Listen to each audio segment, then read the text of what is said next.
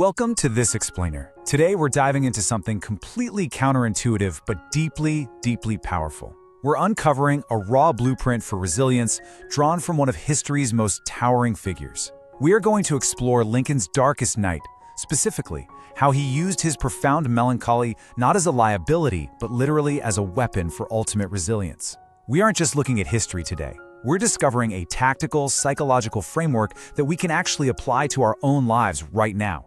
So, let me ask you, how do you handle your own darkest nights? When the pressure is really on, when things absolutely fall apart around you, what's your default mechanism? Most of us are taught to just run from those feelings. But what if your deepest despair is actually your greatest weapon? As we go through this explainer today, I want you to view this not just as some historical retrospective, but as a real, tactical survival mechanism for navigating the immense pressures we face every single day. Okay, let's dive into this. Section 1.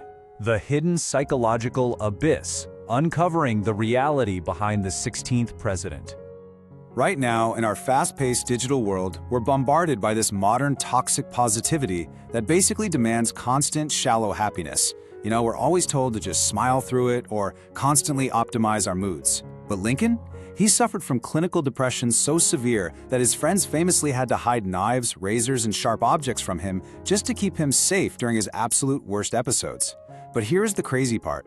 Rather than letting it destroy him, that intense melancholy became a burning fire, a literal forge for elite discipline. Our fragile modern positivity often totally fails us when things get truly difficult, right? But Lincoln's melancholy provided a foundation of absolute iron. Most history books completely hide this terrifying truth about his mental state, simply because they fear it shows weakness. They kind of think that putting Lincoln on a pedestal means erasing his darkness. But that completely misses the genius of his survival. The ultimate paradigm shift here is that true resilience is not the absence of despair. No, it is the complete, active integration of that despair into your core identity. It's not about avoiding the darkness. It's about mastering it and putting it to work for you. Moving on to Section 2. Architecture of a Melancholy Shield. Building emotional armor. And this brilliantly illustrates the construction of that shield. Looking at the timeline, 1841 marked a severe mental breakdown. This was a period where Lincoln famously broke off his engagement to Mary Todd, collapsed psychologically, and felt utterly devoid of purpose. But as we move through the really agonizing pre-Civil War years, which were marked by a constant proximity to death and repeated political failures, we see how those earlier breakdowns actually forged an unshakable emotional armor by 1861.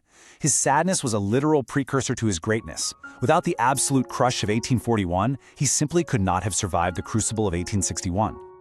So how did he actually pull this off? It's genuinely awe-inspiring when you think about it. First, his proximity to death and failure resulted in completely lowered expectations of the world.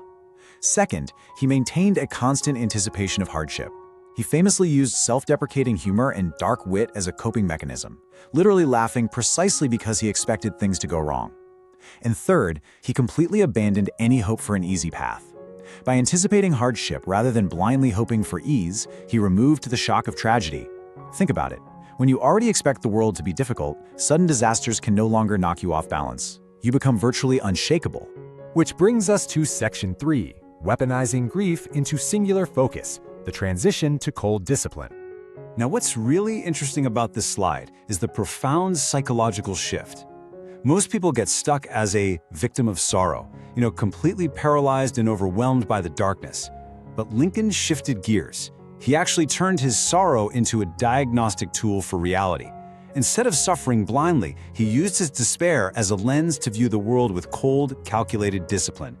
He leveraged the darkness to see reality exactly as it was, stripped of all naive optimism, which allowed him to make incredibly pragmatic choices during the nation's bloodiest conflict.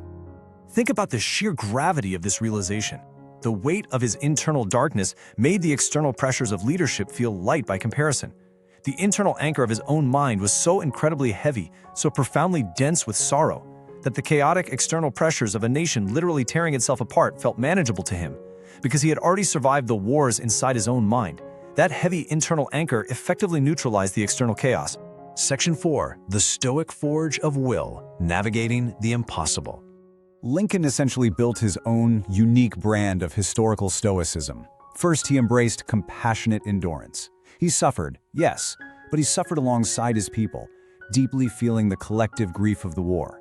He demonstrated a fatalistic courage, just moving forward even when the outcome looked incredibly bleak. But what's truly remarkable here is this second inaugural mindset. By acknowledging the profound suffering was simply inevitable, he completely removed the fear of making difficult decisions. It's a game changer. When you stop being terrified that a decision might lead to pain because you accept that pain is already a given, you are entirely free to make those impossible, necessary choices. Let's move to Section 5, the modern melancholy advantage, applying the blueprint in 2026. Let's see how this builds into something we can use today. What we're looking at here is the melancholy advantage. It's the psychological leverage you gain in our modern digital world by using your internal shadows as fuel for deep, uninterrupted work and purpose. Look, the world right now wants you distracted, smiling, and constantly swiping to the next bright thing.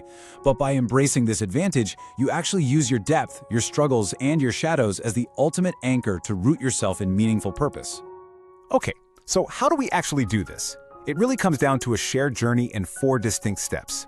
Step 1. Stop running from your shadows. Seriously, stop trying to positively affirm your way out of reality. Step 2. Actively use those darkest nights as fuel. Step 3. Build that iron-willed emotional shield by anticipating hardship instead of blindly hoping for ease. And Step 4. Turn your deepest, most profound vulnerabilities into your absolute greatest strengths.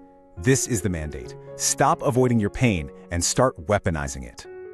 This is the ultimate mastery of the mind that Lincoln achieved. The absolute greatest war you will ever fight is the one happening inside your own head. Once you face your own abyss, once you learn to integrate your despair and weaponize it, literally nothing the external world throws at you can ever tear you down. Thank you so much for joining me on this explainer. I'll leave you with this. If you can survive yourself, you can survive anything.